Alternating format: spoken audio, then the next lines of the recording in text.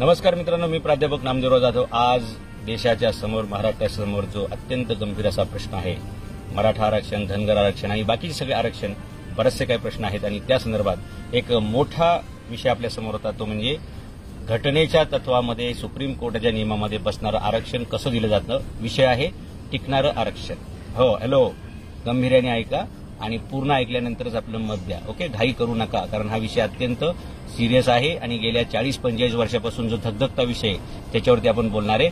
तर टिकणारं आरक्षण कसं दिलं जातं लक्षात घ्या. आपल्या देशामध्ये 1980 पासून म्हणजे 82 पासून मराठा आरक्षणाचा प्रश्न ऐरणीवरती आहे आणि 8 इलेक्शन आतापर्यंत जवळपास असे झाले की ज्याच्यामध्ये इलेक्शन आलं की एक वर्ष अगोदर आम्ही तुम्हाला आरक्षण देणार अशा प्रकारचं राजकीय लोक घोषणा करतात. त्याच्या आधारे इलेक्शन लढतात, जिंकतात आणि सत्तेत आले की 4-4.5 वर्षे परत अगदी कुंभकर्णासारखी झोप घेतात आणि परत 6 महिने 5 महिने जवळ आले इलेक्शन दुसरं लागायला की त्यावेळी मग मराठा आरक्षण घेऊन टाकायचं आणि इलेक्शन परत त्याच्यावरती जिंकून जातात आणि परत 2-4-5 महिन्यांनी इलेक्शन संपलं, ते परत जिंकून आले की परत कुणीतरी कोर्टात जातं आणि परत ते टिकलं जात नाही, कोर्टातून ते माघारी होतं.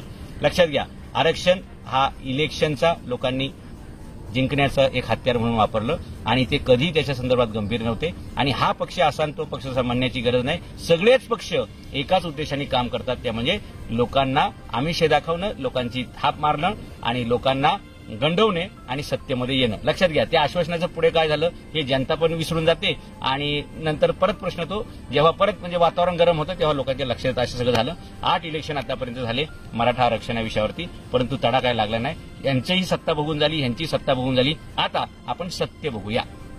घटनेच्या नियमामध्ये टिकणारं आरक्षण कसं दिलं जातं.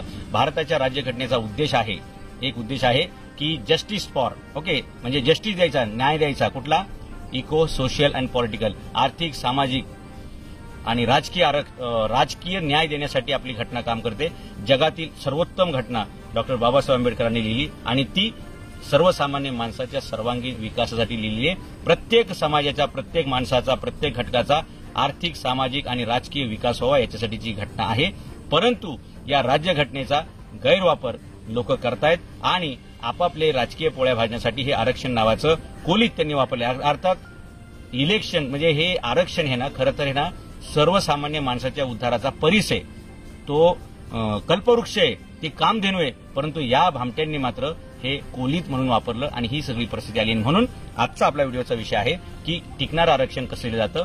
तर भारताच्या राज्यघटनेमध्ये 46 नावाचं कलम आहे, आर्टिकल 46 आहे आणि त्या संपूर्ण कलमाचा उद्देशच एक आहे की आर्थिक मागास लोकांचा विकास करणं. म्हणजे समाजातील जो विकर सेक्शन आहे त्या विकर सेक्शनचा विकास करण्यासाठी 46 कलम आहे आणि याच घटनेतील तरतुदीचा वापर करून केंद्र सरकारने 2019 मध्ये 102 नावाची घटना दुरुस्ती केली आणि त्यानुसार या देशातील आर्थिक दुर्बल घटकांना आरक्षण दिलेलं आहे.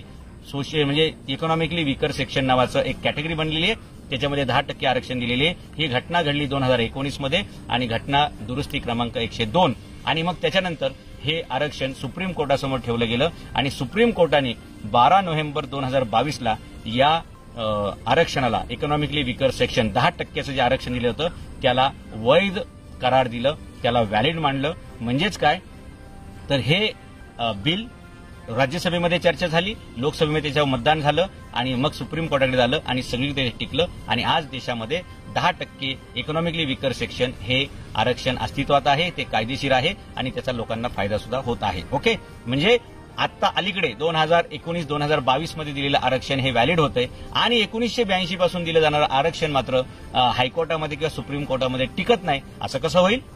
हे का होतंय? कारण देणाऱ्यांची इच्छा प्रामाणिक नसते, त्याच्यामागे राजकीय षडयंत्र असतील, ते सगळं होत असताना. म्हणून जर तुम्हाला आरक्षण पाहिजे असेल तर 2 फॅक्टर आहेत. आचारी पण तुम्हाला फेवरेबल पाहिजे आणि तुमचा वाढपी पण पाहिजे. आचार्यांनी खूप चांगलं जेवण बनवलंय पण वाढपी बदमाश असेल तर तुमच्या पंक्तीपर्यंत येत नाही, किंवा वाढपी तुमचा चांगला फेवरचा आहे परंतु आचार्यांनी किचनमध्ये ठाणठाण गोपाळ करून ठेवले, काही शिजवलंच नाही तरी तुमच्यापर्यंत येणार नाही. म्हणून हे 2 मार्ग आहेत.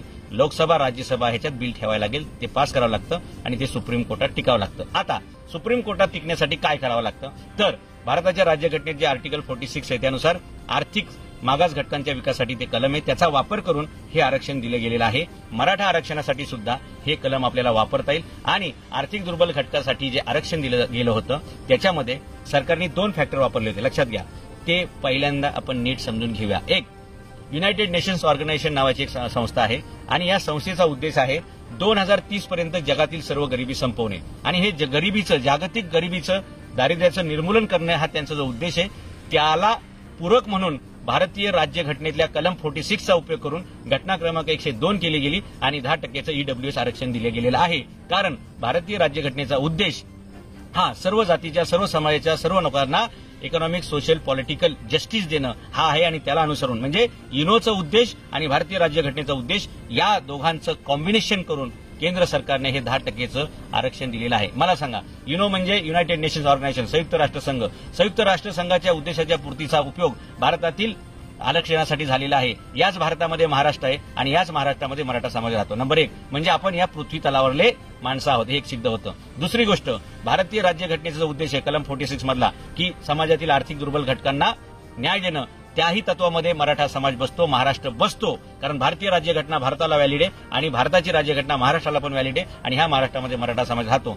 त्यामुळे हे 2 उद्देश, घटनेचा जो उद्देश आहे आर्टिकल 46 आर्थिक मागास घटकांचा विकास करणं, त्याच्यामध्ये आपल्याला याचा विचार करून करावा लागेल. आणि युनायटेड नेशनचा जो गोल आहे की 2030 पर्यंत जगातील सगळी गरिबी संपली पाहिजे आणि त्यासाठी सस्टेनेबल डेव्हलपमेंट गोल हे जो युनायटेड नेशनचं तत्व आहे किंवा उद्देश आहे की जगाचा शाश्वत विकास करणं, त्या शाश्वत विकासामध्ये जगातले सगळे देश येतात आणि त्या सगळ्या देशांमध्ये भारत पण येतो, भारतामध्ये महाराष्ट्र पण येतो. या 2 तरतुदी, ज्या तरतुदीचा उपयोग करून ईडब्ल्यूएसचं 10% आरक्षण दिलं गेलं, त्याच तरतुदींचा वापर करून, उपयोग करून मराठ्यांना सुद्धा आपल्याला आरक्षण देता येऊ शकतं, मिळवता येऊ शकतं.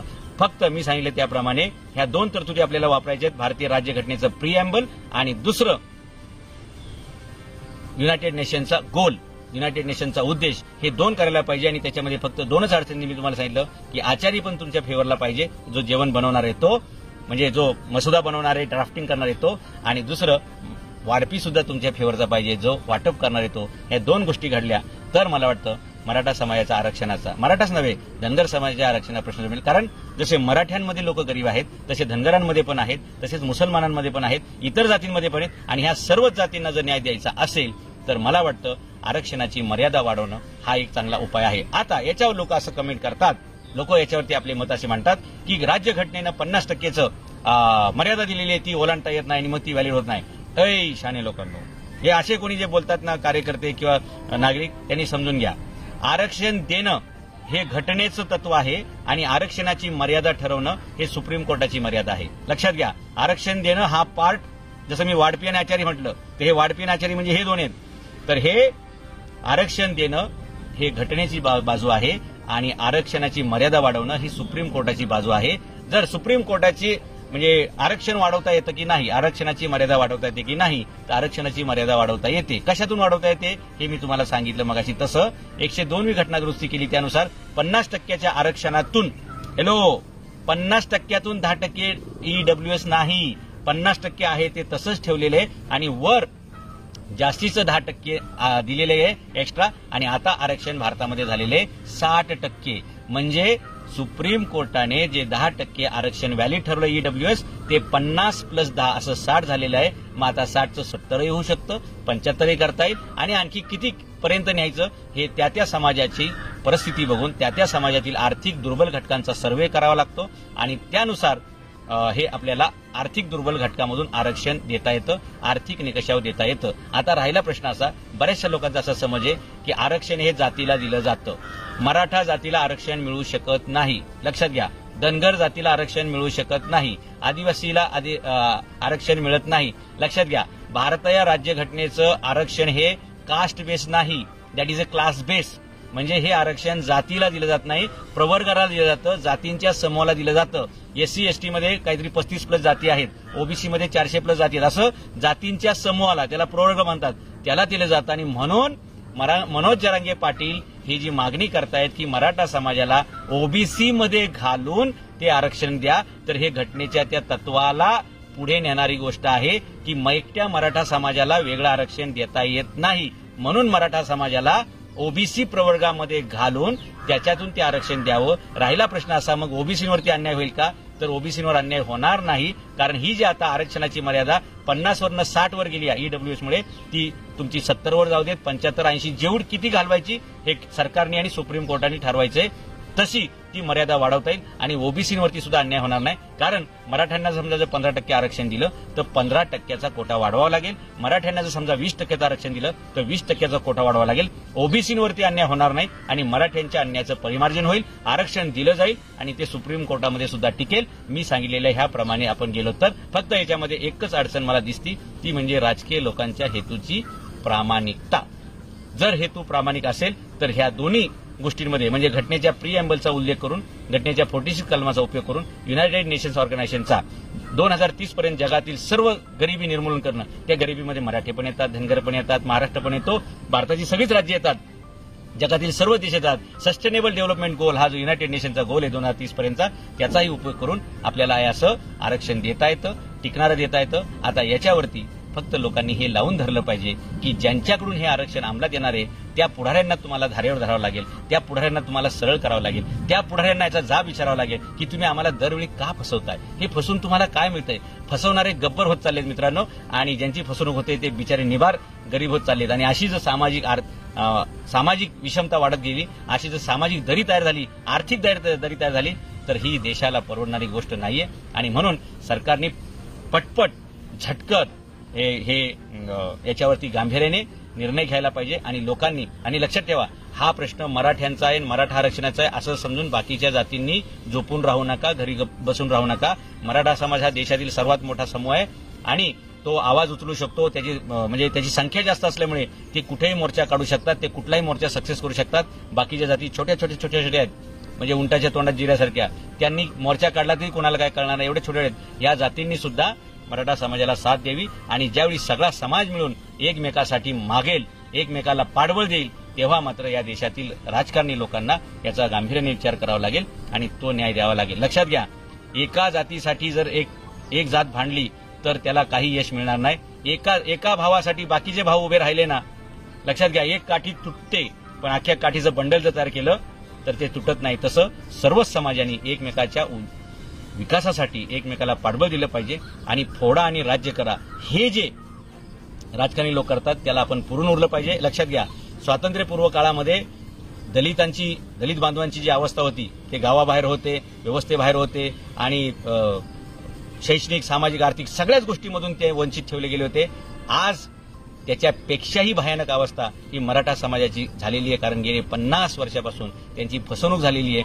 आणि मराठा समाजाचे महत्वाचा हक्काचं उत्पन्नाचा सोर्स होतं, त्या जमिनी तर डिवाइड होतच गेल्या, परंतु इंदिराबाईंनी ज्यावेळी कायदा आणला लँड सिलिंगचा, एका रात्रीत 500 एकरचे पाटील देशमुख सुद्धा 50 एकरवरती आले आणि मग तिथून खरी मराठ्यांची पिछाड सुरू झाली. आणि आज एक काळामध्ये समृद्ध असणारा मराठा समाज जर विस्थापित झाला असेल, जर तो गरीब झाला असेल, तर बाकीच्या समाजाची काय अवस्था झाली असेल हे आपण समजू शकतो. आणि म्हणून राज्यकर्त्यांचं प्रामाणिक अप्रोच, राज्यकर्त्यांचा प्रामाणिक दृष्टिकोन असेल तर सर्व समाजांचा विकास होतो. आणि सबका साथ सबका विकास हे फक्त म्हणण्यापेक्षा हे कृतीत आणायची ही वेळ आहे, ही संधी आहे. आणि सबको साथ लेंगे, सबका विकास करेंगे, याच्यासाठी हे अशा प्रकारचं आरक्षण देता येऊ शकतं. मला वाटतं माझ्यामध्ये काय दुरुस्ती करायची असेल तर डेफिनेटली तज्ज्ञांनी त्याच्यावर सांगावं, परंतु मी जे मतं मांडलेली आहेत ते अत्यंत अभ्यास करून मांडलेली आहेत आणि याच्यातून मराठा आरक्षणाचा प्रश्न सुटेल.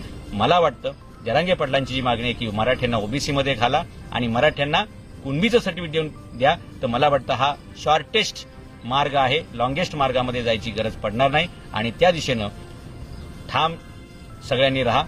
आपण ठाम राहिलो, एकत्र आलोय, एकत्र चाललो आणि एकत्र वाटचाल चालू राहिली तर आपण एकत्र पोहोचू. आणि मराठा आरक्षणाचा, धनगर आरक्षणाचा, आदिवासींचे प्रश्न आहे, या सगळ्यांचे जे प्रश्न आहेत हे सगळे आपल्याला सोडवता येतील. फक्त आपल्याला घटनेचा जो उद्देश आहे, justice for all, social, equal and political, सर्वांना समान न्याय, आर्थिक, सामाजिक, राजकीय, त्या घटनेच्या उद्देशाला आपण पूर्ततेकडे जाऊ शकतो. अन्यथा असंच आपल्याला आपसामध्ये भिडवून हे राजकीय लोक आपल्या पोळ्या भाजत राहतील आणि म्हणजे पोळीला राजकारणी आणि गोळीला सामान्य माणसं, हे चित्र तयार होत राहिले. आणि म्हणून सर्व समाजातील, सर्व जातीच्या लोकांना मी विनंती करेल की शांततेच्या मार्गाने या सर्व राजकारणी लोकांवरती एवढा मोठा दबाव तुम्हाला टाकावा लागेल. आणि गावापासून ते पार्लमेंटपर्यंत तुम्हाला हा दबाव टाकावा लागेल. महत्वाचा मुद्दा हा पार्लमेंटमध्येच आहे. हे बिल राज्यसभेत यावं लागेल, लोकसभेत मंजुरी मिळावी लागेल आणि सुप्रीम कोर्टातून याच्यावर शिक्कामोर्तब केलं तर मला वाटतं हे टिकणारं आरक्षण दिलं जातं. हे सगळे बारकावे अभ्यास न करता हे आरक्षण दिली जातात आणि म्हणून ती कोर्टामध्ये टिकत नाहीत हे आपल्याला माहित असेल. एक तर वकील द्यायचा नाही, दिला तर तो वकील कोर्टात हजर राहत नाही, तो त्याची बाजू मांडत नाही. याचा अर्थ काय? हे सगळं ठरवून केलं जातं आणि म्हणून आता लोकांनी फसता कामा नये. आर या पार आता म्हणजे दिल्याशिवाय घेतल्याशिवाय राहत नाही. कोण म्हणतं घेणार नाही, घेतल्याशिवाय राहणार नाही. या भूमिकेने लोकांनी पुढे जावं लागेल आणि कोणत्याही प्रकारचा कायदा हातात न घेता शांततेच्या मार्गानं, अहिंसेच्या मार्गाने जर आपण एकजुटीनं ही वाटचाल केली तर हा प्रश्न सुटेल असं मला वाटतं. धन्यवाद. जय हिंद, जय महाराष्ट्र.